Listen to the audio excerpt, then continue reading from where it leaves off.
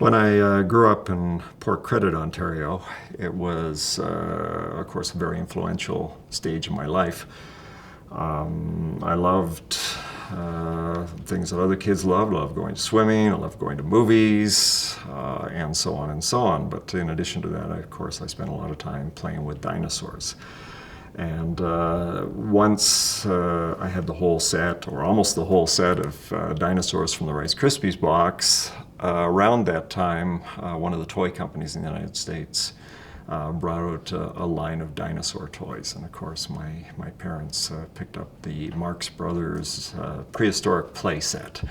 And the prehistoric playset was basically a plastic landscape with plastic plants, and you put your plastic dinosaurs on it. They were very well designed, actually. Very nice dinosaurs compared to the ones I was getting out of Rice Krispies. But that wasn't enough for me, of course. And so as time went on, in the next few years, I started creating mountains out of plaster of Paris and built all these landscapes. And I would find plastic plants in the local Woolworths or whatever, and cut them up so they look like smaller plants from a tropical forest, and create all these scenes. And around that time I got my first camera and would start photographing the dinosaurs in these different scenes. Life went a little bit crazy, I guess, but it clearly was a time where I was using my imagination a lot in terms of dinosaurs.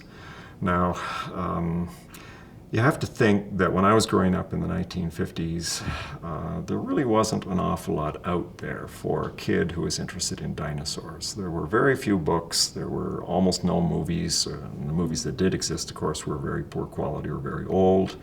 There were some comic books with comic book stories and so on, but when it came down to sort of hard science, non-fiction books, they just didn't exist.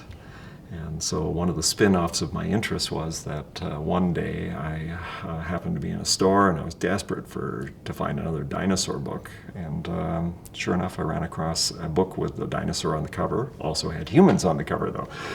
And this book was called At the Earth's Core. It was by Edgar Rice Burroughs, who wrote the Tarzan novels.